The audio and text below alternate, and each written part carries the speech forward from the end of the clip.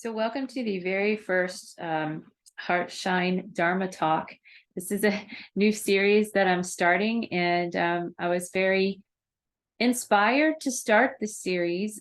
Before I actually just start talking about what we're going to talk about today, I actually just want to introduce myself, if you don't already know me, and why I'm doing this series. I'm Nico Anna Jean.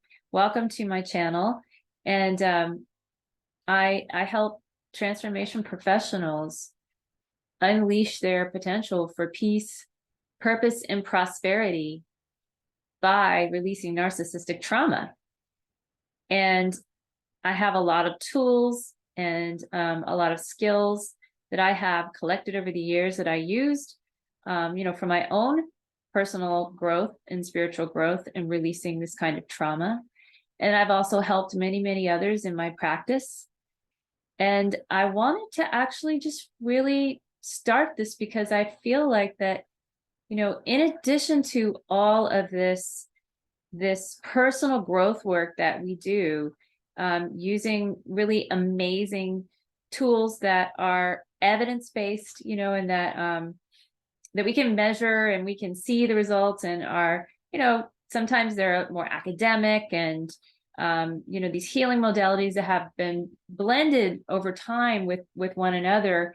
And we kind of sometimes forget that there's a real aspect to all of this healing work that is very spiritual. And when I say spiritual, I just want to really clarify that this is not religious. Okay, I'm thinking of this very differently. This isn't dogma. It's not religion. It's not like an organizational or cultural aspect of spirituality. It's the true, personal experience of the divine or God or the universe or life force energy, whatever you're naming it. So I want to be really clear right from the start that I am not teaching a religious practice. I'm not sharing dogma. What I'm doing is, from my lifetime of experiences of interacting with and practicing and learning so many different kinds of spiritual practices, including, but not limited to, Buddhism, yoga, just like esoteric practices and healing modalities that have spiritual aspects, such as Ho'oponopono, Reiki, things like that. And I've had years and years of interactions with these spiritual practices. And while I actually do have a lay ordination with a organization called Bright Dawn Center for Oneness Buddhism, I don't actually consider myself to be a Buddhist, right? Like I believe that Buddhist philosophy has greatly impacted, profoundly impacted my life and my healing journey. And I give so much credit to it, as well as yoga practice. And I've taught and practiced both of those philosophies over 20 years, for 25 years of my life. But I also don't feel like I have to identify with it as part of my identity or label myself as such. Now, I'm just prefacing this. I mean, if that's what you prefer, if you like to identify with that, then I'm not saying that's wrong. I'm just saying that's not right for me. And so I'm really just showing up here as a person, just as a human being who has had a lot of experiences that I feel like I want to share now. And I want to just share them authentically from my being to yours. And if it helps you on your path, that's awesome. And nothing that I say is like the truth. It's just all my perspective and my experience. And yeah, so just being really transparent about that for all of you. So with that being said, thanks for listening. What I'm actually going to do is, because I have had training formal training in a Buddhist temple. I had the privilege of training in a Buddhist temple, a Jodo Shinshu Pure Land Buddhist temple in Hawaii, actually, when I lived there. And it was one of the most incredible experiences of my life. The first time I'd ever really been a part of a spiritual organization that just was such, I can't say enough about it. And I had this incredible teacher. My sensei taught me the traditional chants that they perform in this particular school of Buddhism, this sect. And, they're very sacred chants written by a 12th century Japanese priest by the name of Shinran Shonin, who was the founder of, or the teacher, which the teachings were founded upon this particular sect of Buddhism in Japan. So there's a long, beautiful history, and the chants are gorgeous. And so I'm going to chant, or they call it a song, because they really are songs in Jodo Shinshu, called Shoshinge. And before I chant it, I just want to let you know a little bit about what it is I'm chanting, because I know sometimes I feel this way too. It's like, if you're hearing a chant in a foreign language, you don't know what it is. You don't necessarily want to bring that into your energy field unless you know what those sounds mean. What do they represent? So without like literally reading you the translation, I'm just going to let you know that it basically is a chant that is describing the qualities of a particular Buddha by the name of Amida Buddha, which also can be heard as pronounced as Amitabha in some other cultures. There's a similar Buddha in some other cultures, but in Japan, they call this Buddha Amida. The Buddha is not a god or a deity. The Buddha is not to be, worshipped or revered as a separate being, because in Buddhism, the idea is of the oneness of consciousness, and it's the idea of being one with all of life.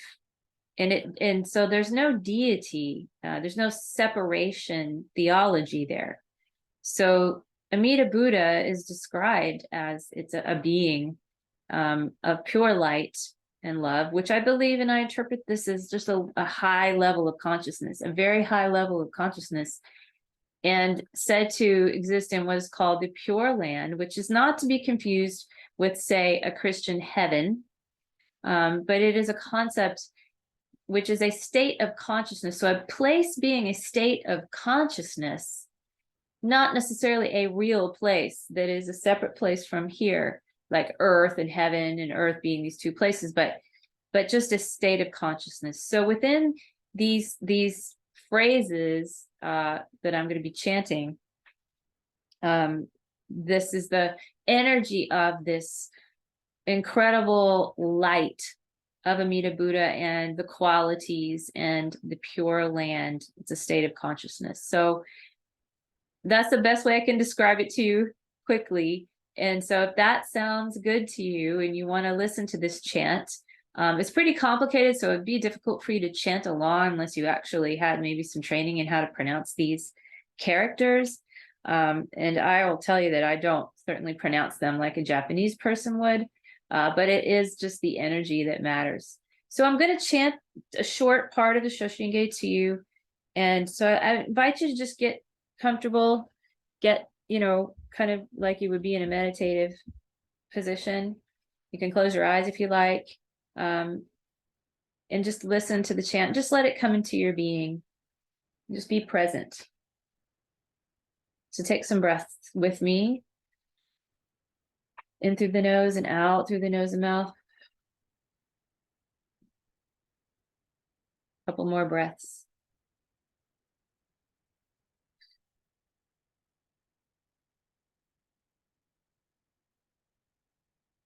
Kimyo Murya Junior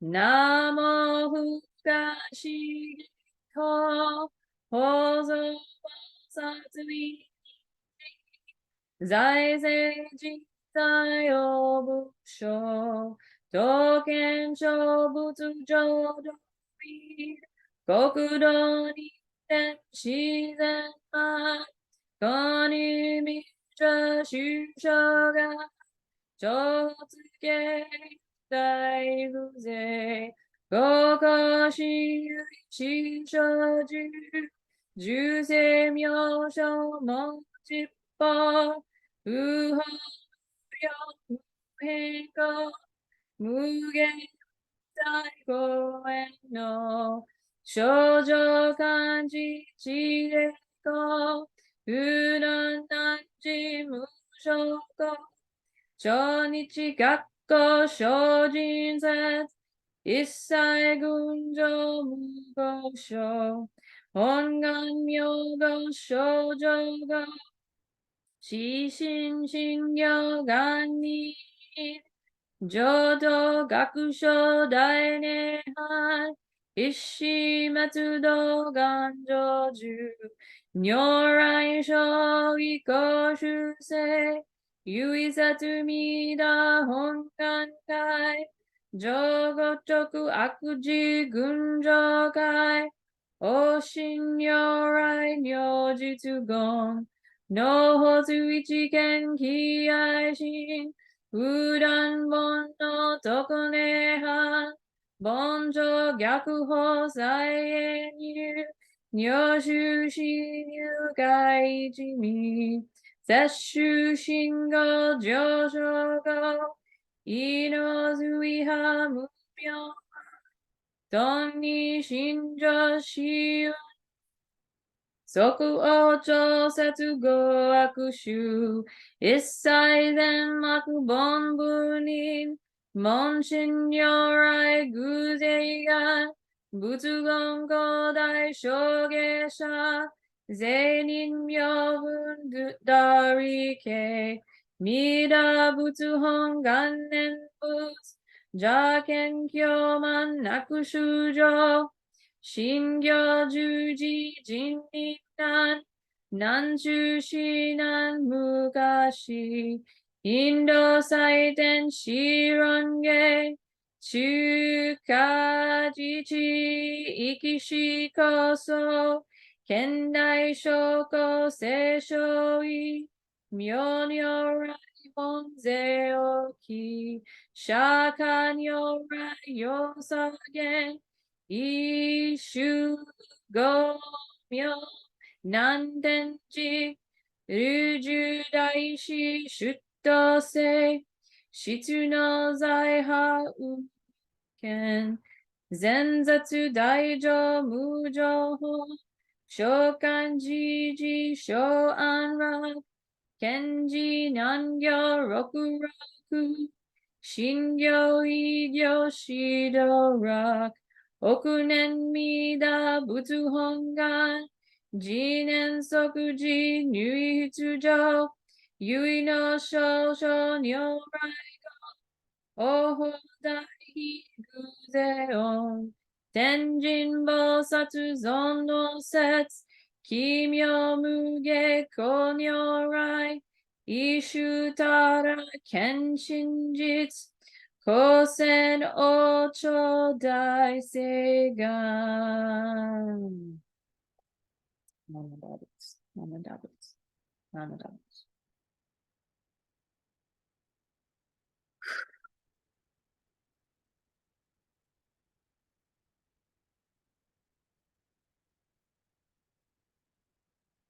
Just let the chant hang in the air and in your field now.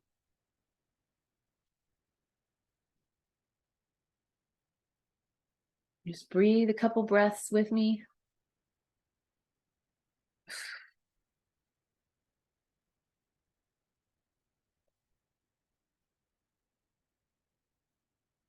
So if you're still here, you're still listening.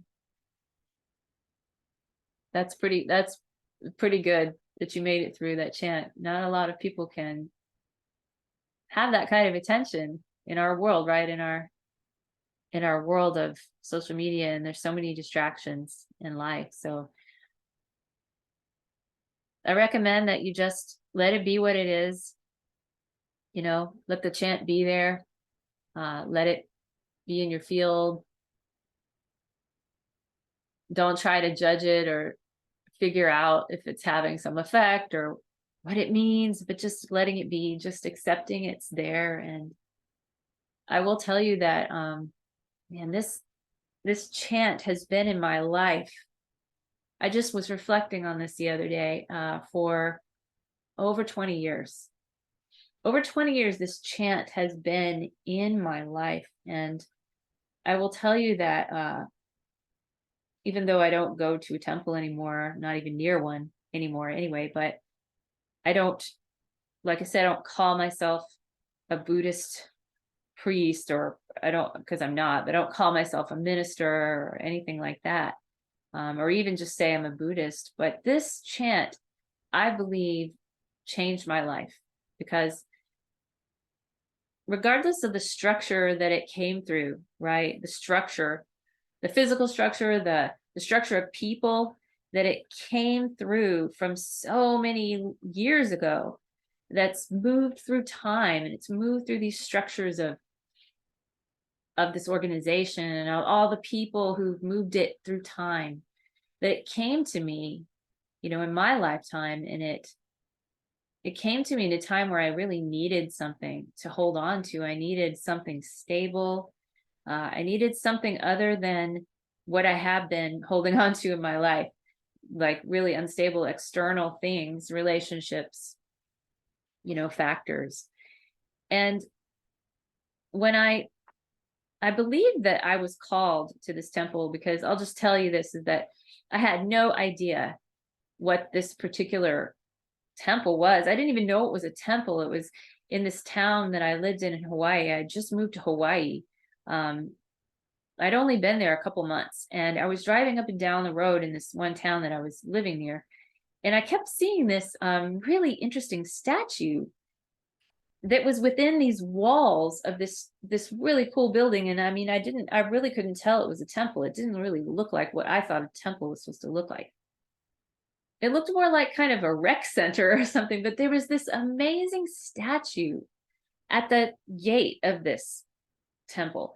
And it was just this man with this hat. It was like, some kind of, I don't even know what kind of hat it was, but it was this big hat, wide hat. And he had this stick, and he was wearing these robes. And for some reason, I was so drawn to the statue. Now I didn't know at the time, but now I know that that was a statue of Shinran Shonin, the priest, the Buddhist priest I told you about that lived in 1200 AD. And I believe now that truly I was called by this statue, Shinran Shonin. I was called into the temple by Shinran Shonin, whatever you want to believe, right? The energy of. And it brought me there, and it landed me in this place where, and I was open to, I got to start working with the sensei there, and was not only exposed to it by, being in the they call it a service. It's actually a little bit like church. It's a lot more like church than any other Buddhist temple I've ever been to, but they would chant in the service, and we would chant with the reverend. But because I was able to actually train with him and truly get deep into the chant and understand the history behind it. And I truly believe that this chant, by coming in contact with its essence, by learning it intellectually, speaking it, chanting it with my voice and allowing it to come into my being, I believe that it forever changed the course of my life. And it set me on this path of healing, being healed and whole. And it's always been there for me. So I don't think of it as a ritual, I don't think of it like this ritual you do because you do it, I don't know, for whatever reason people do rituals for. But I think of it as a representation of a higher consciousness, a divine consciousness that transformed my life. And it can stand alone. It stands alone outside the structure it was brought through. And I believe that that's like the essence of true spiritual freedom is that the truth, spiritual truth stands alone. It doesn't need a structure. It doesn't need religion. It doesn't need people. It just stands by itself. And that's my reflection on that, my personal reflection. And hopefully maybe that helps you in some way, to understand yourself or your own path. Is that sometimes we come in contact with things and they change us in ways we don't even understand, that we can't even know. And then when you look back and you reflect truly from like a really grounded, coherent place of being in the present moment, I believe we can see how these things that we've come in contact with change us in ways that we don't realize at the moment, and continue to do so because we've embodied them.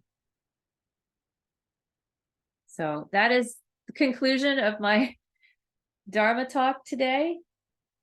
Thank you for joining me. I'm going to continue to make more of these. If you like them, I hope if you haven't already subscribed to my channel, please do so and hit the notification button. If you do that, like if you hit the notifications on the subscribe button, it'll tell you when stuff is being uploaded and all that good stuff. So you'll get notifications. I also have a Patreon account. If you want to support the work that goes into this channel, you can go over to my Patreon account. It's in the description below this video, and you can subscribe there to become a Patreon member of mine. So let's just put our hands together at your heart center. Take a breath with me. Press your thumbs into your heart center.